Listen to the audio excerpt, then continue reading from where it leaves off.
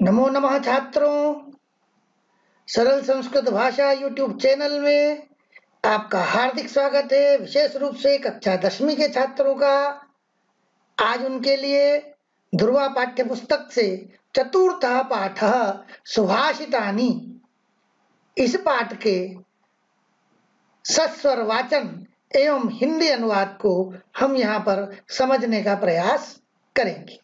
पाठ को शुरू करें इसके पहले आपसे निवेदन कि आपने यदि मेरे चैनल को सब्सक्राइब नहीं किया हो तो चैनल को सब्सक्राइब कर लें, बेल आइकन दबा लें, जिससे मेरे आने वाले वीडियो आपको आसानी से प्राप्त हो सके।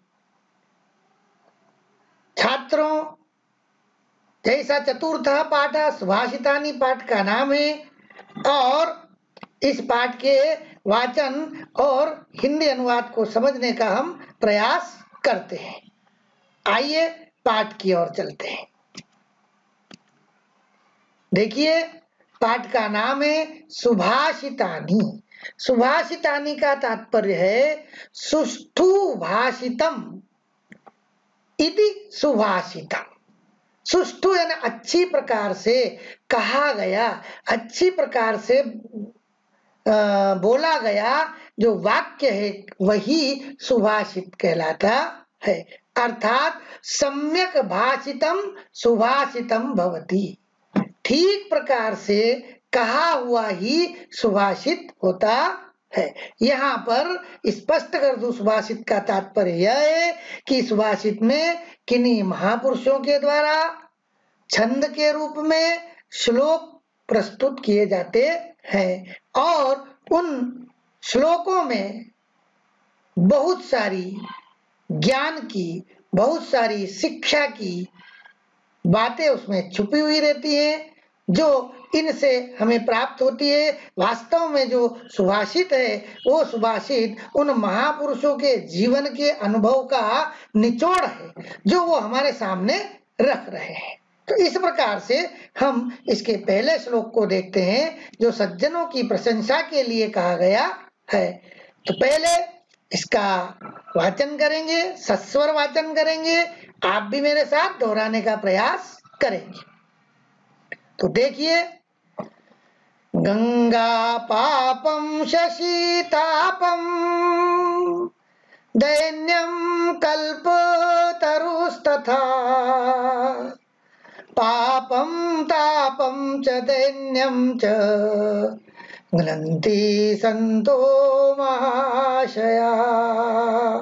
एक बार और मेरे साथ बोलिए, गंगा पापम शशि तापम दैन्यम कल्पतरुस्तथा पापम तापम च दैन्यम च गृह्णन्ति संतो महाशया। अब इसका अन्वय देखते हैं। अन्वय, गंगा पापम हन्ति शशि तापम हन्ति कल्पतरुः च दैन्यम हन्ति तथा सन्तः महाशयाः पापम तापम दैन्यम च त्रीणि अपि गृह्णन्ति। यहाँ पर कहा है कि गंगा जो हमारी सबसे पवित्र नदी है, जिसको हम गंगा माँ कहते हैं, वह गंगा नदी क्या करती है? पापम हन्ति, पाप को समाप्त करती है। शशि चंद्रमा तापम हन्ति, ताप को समाप्त करते हैं। कल्पतरु, और जो कल्प वृक्ष है, और कल्प वृक्ष क्या करता है? दैन्यम हनति, दीनता को समाप्त करता है, गरीबी को समाप्त करता है।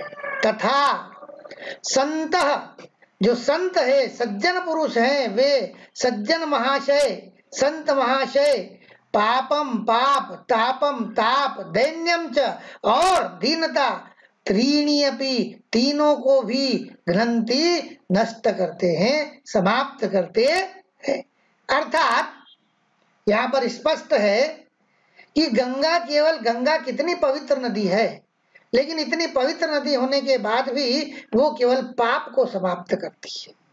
चंद्रमा केवल ताप को समाप्त करता है, क्योंकि चंद्रमा का स्वभाव शीतलता प्रदान करना है, इसलिए चंद्रमा शीतलता प्रदान करके और ताप को समाप्त कर देता है। और कल्पवृक्ष जो है वो दीनता को समाप्त करता है। कहा जाता है कि कल्पवृक्ष के नीचे खड़े होकर के जो कुछ अपन कामना करते हैं, इच्छा करते हैं, कल्पवृक्ष उसको पूरा करता है। तो कल्पवृक्ष केवल दीनता को समाप्त करता है, लेकिन जो सज्जन पुरुष है, संत महाशय हैं, वे इन तीनों से भी महान है। क्यों है? इसलिए कि ये संत महाशय पाप को, ताप को और गरीबी तीनों को एक साथ नष्ट कर देते हैं। इसलिए कहा जाता है कि संतों का मिलना बड़े सौभाग्य से होता है। संत बड़े भाग्य से दर्शन देते हैं और उनके दर्शन मात्र से तीनों चीजों की प्राप्ति हो जाती है।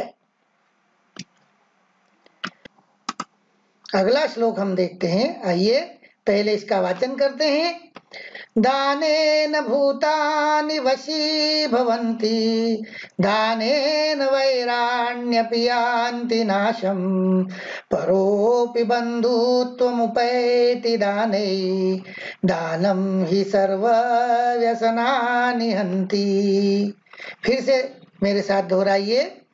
दानेन भूतानि वशी भवन्ति, दानेन वैराण्यपि यान्ति नाशम्, परोऽपि बन्धुत्वमुपैति दाने, दानं हि सर्वव्यसनानि हन्ति। अब इसका अन्वय देख लेते हैं।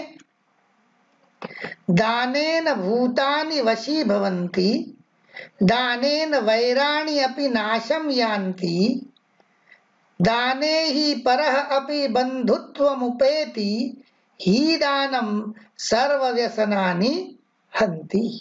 अब यहाँ पर देखिए, दान के महत्व को प्रतिपादित किया है कि दान का महत्व क्या है, किस प्रकार से दान जो है वो हमको लाभ पहुंचाता है। तो यहाँ पर कहा कि दानेन, दान से, दान के द्वारा, भूतानि यानी सभी प्राणी, वशी यानी वश में, भवंती हो जाते हैं।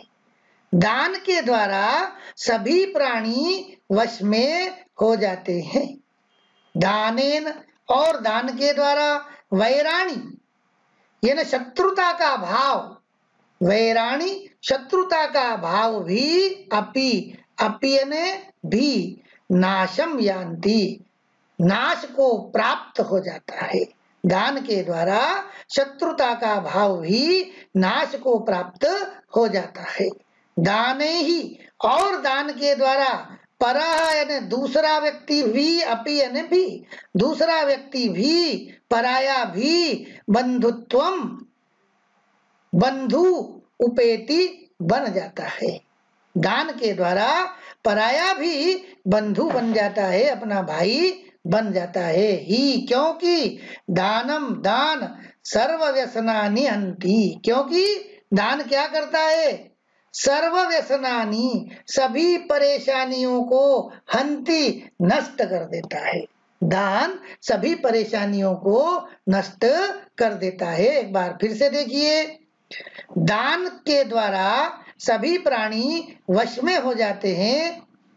दान के द्वारा शत्रुता का भाव भी समाप्त हो जाता है, और दान द्वारा पराये व्यक्ति को भी बंधु बनाया जा सकता है, बंधु बन जाता है, क्योंकि दान जो है वो सभी परेशानियों को, सभी समस्याओं को समाप्त करता है। इस प्रकार से यहाँ पर दान की महत्ता प्रतिपादित की गई है कि यदि कोई व्यक्ति दान करता है तो वो दान कभी व्यर्थ नहीं जाता है। उस दान से इस प्रकार के फल की प्राप्ति यहाँ पर हो जाती है। अगला श्लोक देखते हैं। देखिए, नात्युच्च शिखरो मेरुः, नाति नीचम रसातलम, व्यवसाय द्वितीयानां नाप्य पारो महोदधिः, फिर से एक बार दोहराइए। नात्युच्च शिखरो मेरु नाति नीचम रसातलम व्यवसाय द्वितीयानाम नाप्य पारो महोदधि। अन्वय देखते हैं। कहा कि व्यवसाय द्वितीयानाम कृते मेरुः शिखरः अत्युच्चः न रसातलम अति नीचम न महोदधि अपि अपारः न।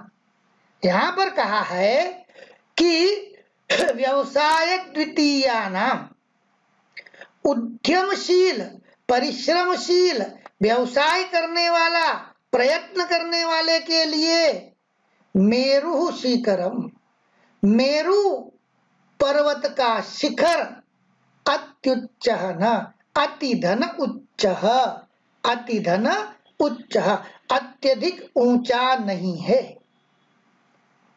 व्यवसाय करने वाला या परिश्रम करने वाला उद्यमशील व्यक्ति के लिए मेरु पर्वत का शिखर भी अत्यधिक ऊंचा नहीं है। रसातलम अति नीचम न, और रसातल, रसातल किसे कहते हैं? पृथ्वी के ऊपर 7 लोग हैं, पृथ्वी के नीचे 7 लोग हैं, तो रसातल जो है ये सबसे नीचे का लोग है। इसलिए कहा कि प्रयत्नशील व्यवसायशील उद्यमशील व्यक्ति के लिए रसातल जो है वो भी अति नीचम अत्यधिक नीचा नहीं है। और महोदधि समुद्र, महोदधि यानी समुद्र, समुद्र भी अपारह न, अपार नहीं है। अपार यानी जिसके पार नहीं जाया जा सके उसे कहते हैं अपार, लेकिन साथ में लगा दिया न, अर्थात समुद्र को भी पार किया जा सकता है। कहने का मतलब यहाँ पर यह बतलाया गया है कि यहाँ पर परिश्रम की प्रशंसा की गई है, उद्यम की प्रशंसा की गई है, और यह कहा गया है कि उद्यमशील व्यक्ति के लिए कोई भी कार्य कठिन नहीं है। ऐसा कोई कार्य नहीं जो असंभव हो, क्योंकि वो लगनशील है, मेहनत करने वाला है, परिश्रमशील है, उद्यम करने वाला है, और जो उद्यम करने वाला है उसके लिए कोई भी कार्य जो है वो कठिन नहीं है। इसलिए यहाँ कहा कि परिश्रमशील व्यक्ति के लिए ना तो मेरु पर्वत का शिखर अत्यधिक ऊंचा है, और ना ही रसातल अत्यधिक नीचा है, और ना ही समुद्र को पार करना अत्यधिक कठिन है, अर्थात वो इन सब चीजों को आसानी से प्राप्त कर सकता है। अगला श्लोक यहाँ पर देखते हैं। पहले उसका वाचन करेंगे, फिर उसके अन्वय के साथ उसके हिंदी अनुवाद को समझेंगे।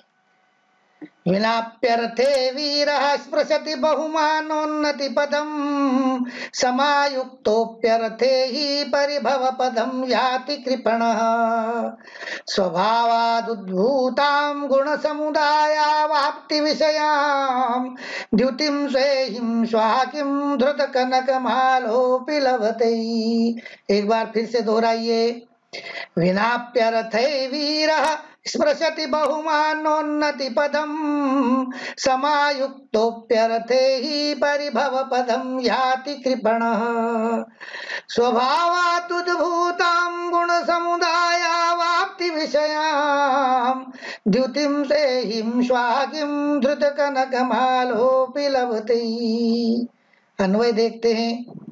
वीरः अर्थे हि विना अपि बहुमानोन्नति पदम स्पृशति कृपणः अर्थे हि समायुक्तः अपि परिभव पदम याति गुण समुदाय वाप्ति विषयां स्वभावात् उद्भूतां सेहिं द्युतिं धृत कनकमालो स्वा अपि किं लभते। अब यहाँ पर कहा है वीरता की प्रशंसा की गई है, और कहा है कि वीर यानी जो वीर व्यक्ति है, वीर पुरुष है, वह अर्थे ही बिना, अर्थ के अर्थ यानी धन, धन के बिना भी, अपि यानी भी, वीर पुरुष धन के बिना भी बहु मान धन उन्नति पदम, बहुत सम्मान और उन्नति के पद को स्पृशति स्पर्श कर लेता है, प्राप्त कर लेता है। वीर पुरुष धन के बिना भी बहुत सम्मान और उन्नति का पद प्राप्त कर लेता है। कृपणः, कृपण यानी कंजूस, कंजूस व्यक्ति अर्थे ही समायुक्त, अर्थे ही समायुक्त, धन से युक्त होने पर भी, धन युक्त होने पर भी परिभव पदम, पराजय को याति, प्राप्त होता है। कंजूस व्यक्ति धनवान होने के बाद भी, धन से युक्त होने पर भी पराजय को प्राप्त होता है। आगे कहा गुण समुदाय वाप्ति विषयाम, गुण समुदाय ने गुणों के समुदाय को प्राप्त करने वाली को, गुणों के समुदाय को प्राप्त करने वाली को स्वभावात, स्वभाव से ही उद्भूताम, प्राप्त हुई, स्वभाव से ही मिलने वाली, सेहिम द्युतिम, सेहिम द्युति ने सिंह की चमक, सेहिम द्युति सिंह की कांति को, धृत कनक मालो, कनक यानी स्वर्ण, माला यानी माला, सोने की माला को धारण करने वाले, श्वा, श्वा यानी कुत्ता, श्वा यानी कुत्ता, श्वा कुत्ता भी, श्वा अपि कुत्ता भी किम लभते, क्या प्राप्त कर सकता है। अर्थात फिर से समझ लीजिए, गुण समुदाय वाप्ति विषयाम, अपने समूह से, गुणों के समूह से प्राप्त होने वाली, स्वभाव से ही उद्भूत सिंह की कांति को कुत्ता सोने की माला धारण करके भी क्या प्राप्त कर सकता है, अर्थात प्राप्त नहीं कर सकता है। अर्थात कुत्ते को भले ही सोने की माला पहना दी जाए, लेकिन वो सिंह की कांति को, सिंह की चमक को प्राप्त नहीं कर सकता है। ठीक उसी प्रकार से वीर व्यक्ति धन के बिना भी बहुत सम्मान और उन्नति का पद प्राप्त कर लेता है, लेकिन कृपण व्यक्ति, कंजूस व्यक्ति धन से युक्त होने पर भी पराजय को प्राप्त होता है। उसका कारण यह है कि जो स्वाभाविक गुण है, वो स्वाभाविक गुण व्यक्ति में ही रहते हैं।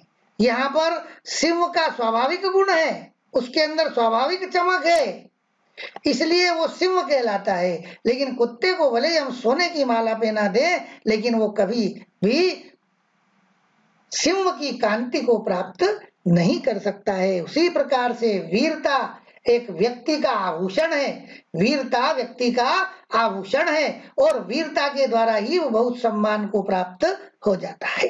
कंजूस व्यक्ति का स्वभाव होता है कि वो आवश्यकता पड़ने पर भी अपने पैसों को, अपने धन को खर्च नहीं कर पाता है, और इसी कारण से वह पराजय को प्राप्त हो जाता है। अगला श्लोक देखते हैं। गुणाः कुर्वन्ति दूतत्वं दूरेऽपि वसतां सतां, केतकी गन्धमाघ्राय स्वयं आयान्ति षट्पदाः। फिर से एक बार, गुणाः कुर्वन्ति दूतत्वं दूरेऽपि वसतां सतां, केतकी गन्धमाघ्राय स्वयं आयान्ति षट्पदाः। अन्वय देखिए, दूरे अपि वसतां सतां गुणाः दूतत्वं कुर्वन्ति, षट्पदाः केतकी गंधम आघ्राय स्वयं आयान्ति। यहाँ पर गुणों की प्रशंसा की गई है कि गुण किस प्रकार से व्यक्ति के चहुं और प्रसरित होते हैं, फैलते हैं। तो यहाँ पर कहा कि दूरेपि, दूर होने पर भी, दूरेपि वसताम, दूर निवास करने पर भी, सताम सज्जनों के गुणाः गुण, दूतत्वं कुर्वन्ति, दूत का कार्य करते हैं। दूर निवास करने पर भी सज्जनों के गुण दूत का कार्य करते हैं। षटपदा, षटपदा भौरे, केतकी गंधम, केतकी की सुगंध को, केवड़े की, केतकी है ना केवड़ा, केवड़े की गंध को आग्राह्य सूंघ कर स्वयं आयांती, स्वयं ही आ जाता है, उसके पास में आ जाते हैं। कहने का मतलब ये है कि गुणवान व्यक्ति कितना ही दूर निवास करता हो, भले वो कितनी ही दूर रहता हो, लेकिन उसके गुण रूपी जो यश है, वो गुण रूपी यश की पताका चारों दिशाओं में इस प्रकार से फैलती है, जिस प्रकार से केवड़े की गंध चारों दिशाओं में फैलती है और भौरा उसकी सुगंध को सूंघ करके, उसकी गंध को सूंघ करके स्वयं ही उसकी ओर चला आता है, उसी प्रकार से सज्जन व्यक्ति के गुणों को सुन करके कई व्यक्ति उनकी ओर खींचे चले जाते हैं। तो इस प्रकार से यहाँ पर गुण की प्रशंसा की गई है और इस प्रकार से इस भाग में हम इतना ही आज समझेंगे। आपको बहुत बहुत धन्यवाद। नमो नमः। यदि आपको वीडियो समझ में आया हो तो लाइक करिए और सब्सक्राइब करना न भूलें।